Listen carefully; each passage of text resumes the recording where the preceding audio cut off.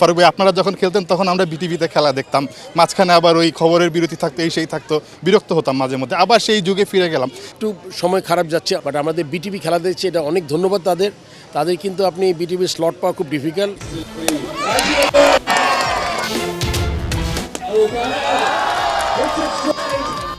মোহাম্মদ রফিকের বল মেরে তক্তা, ফারুক আহমেদের নজর কাড়া ছক্কা। বিসিবি বস যেন ক্ষণিকের জন্য ফিরে পেলেন ফেলে আসা সেই স্বর্ণালী যুগটা। এমন ছবি আপনাকেও নিয়ে যাবে সেই 90 দশকে, যে সময়টায় বিটিভি একমাত্র ভরসা ছিল তখনকার তারকা ক্রিকেটারদের খেলা দেখার জন্যে। মজার বিষয়, বাংলাদেশের ক্রিকেট আবারও ফিরছে বিটিভি যুগে। রোববার শুরু হতে যাওয়া বাংলাদেশ জিম্বাবুয়ে সিরিজ বিটিভিতে দেখতে বসে ফারুক রফিক লড়াই দেখার মতোই হয়তো অনেকে নস্টালজিক হবে। ফারুক ভাই, আপনারা যখন খেলতেন তখন আমরা বিটিভিতে খেলা দেখতাম, মাঝখানে আবার ওই খবরের বিরতি থাকতো, এই সেই থাকতো, বিরক্ত হতাম মাঝে মধ্যে, আবার সেই যুগে ফিরে গেলাম। মানে কোনো কারণে কি মনে হচ্ছে যে ক্রিকেটের ব্র্যান্ড ভ্যালু একটু কমে যাচ্ছে, যার কারণে আগ্রহ হারাচ্ছে?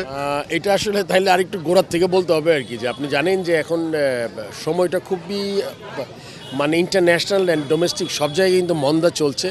আপনি জানেন যে আইসিসিতেও আপনার আমাদের যেই আইসিসির গ্লোবাল ইভেন্ট যারা করে, যে জিও স্টার, তারাও কিন্তু মনে করেন বিকজ অফ লাইক কি বলবো আমি, এটা তো স্পন্সর রিলেটেড জিনিসটা, সেই জন্য কিন্তু আপনার একটু সময় খারাপ যাচ্ছে। আমাদের দেশ তো আরও জানেন যে পট পরিবর্তনের পরে আমরা স্বাধীন দেশে একটু সময় লাগছে, বাট আমাদের বিটিভি খেলা দেখছে, এটা অনেক ধন্যবাদ তাদের কিন্তু আপনি বিটিভির স্লট পাওয়া খুব ডিফিকাল্ট। এখনও কথা চলছে, অন্য কোনো টিভি যদি আমরা পাই দিব, এটা আসলে যদিও সময় নেই আজকে খুব তাড়াতাড়ি করবো কিনা, যদি এই ম্যাচ কোনোভাবে আমরা নাও দেখাতে পারি, নেক্সট ম্যাচ আমাদের চেষ্টা চলছে আর কি, যেহেতু এর মধ্যে ছিলাম না, মিটিংয়ে যেতে হয়েছে, আসলে আমরা কাজটা করতে পারিনি, হয়তো বা আমরা নেক্সট। আর আপনি জানেন আমাদের আগামী 2.5 বছরের জন্য একটা মিডিয়া রাইটস এর সেলের ব্যাপার আছে, ওইটাও খুব ইম্পর্টেন্ট। ওটার জন্য আমাদের টেন্ডার ডকুমেন্ট তৈরি করে ফেলেছি, আমরা চেষ্টা করবো ইন্টারন্যাশনাল মানুষজনকে ইনভাইট করার জন্য। জিম্বাবুয়েতে আইসিসি সভায় অংশ নিয়ে দেশে ফিরেছেন বিসিবি সভাপতি। ফিরেই বোর্ডের নানা ইস্যুতে চাপ সামলাতে হিমশিম খেতে হচ্ছে ফারুক আহমেদকে। ক্রিকেট বোর্ডে দুদকের অভিযানকে অনেকেই দেখছেন বাঁকা চোখে। দুদক অবশ্য অনুসন্ধান করছে নাজমুল হাসান পাপনের সময়কার বোর্ডের 3টা গুরুতর অভিযোগ নিয়ে।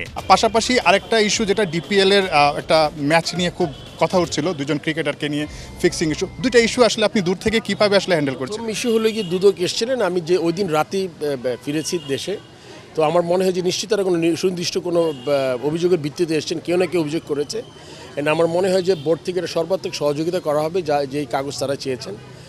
আমাদের অলরেডি কাজ শুরু করেছে আমাদের সিইও, তাকে আমি বলেছি যে ওরা যে যা কোয়েরি দিয়ে গেছে ওটাকে যাতে ফুলফিল করে। আপনি জানেন পাতনা খেলা হলে ওই খেলার কোনো দিন আপনি ভালো প্লেয়ার পাবেন না, বিকজ আপনার বেস্ট প্লেয়ারকে আপনি বলবেন আজকে ডাক করে আউট হতে, আপনার বেস্ট বোলারকে বলবেন আমরা ওয়াইড নো করে উইকেট না নিতে।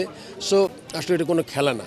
সো এইটা আমরা চেষ্টা করবো যাতে আমরা এটা সময় লাগবে, এক্সাম্পল সেট করাটা খুব জরুরি। আমরা এটা একটা কমিটি, আমার মনে টেকনিক্যাল কমিটি, একটা কমিটি আছে, আমি এসেছি 2-3 দিন হয়েছে। তো এর মধ্যে আমরা চেষ্টা করবো এটার একটা ইনভেস্টিগেশন করে যেটা হয়, যদি ইনভেস্টিগেশনে কিছু পাওয়া যায় ডেফিনেটলি শাস্তির ব্যবস্থা করবো আমরা।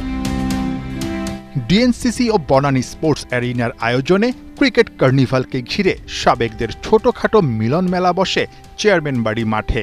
হাবিবুল বাশার, জাভেদ ওমর, শাহরিয়ার নাফিসরা এগিয়ে আসেন ক্রিকেটে আগামীর সম্ভাবনাময়ী খুদে ক্রিকেটারদের উৎসাহ আর সাহস দিতে। ডিএনসিসি প্রশাসক মোহাম্মদ ইজাজ কথা দিয়েছেন, নতুন বাংলাদেশে দখল হওয়া সব মাঠ দ্রুতই উদ্ধার হবে।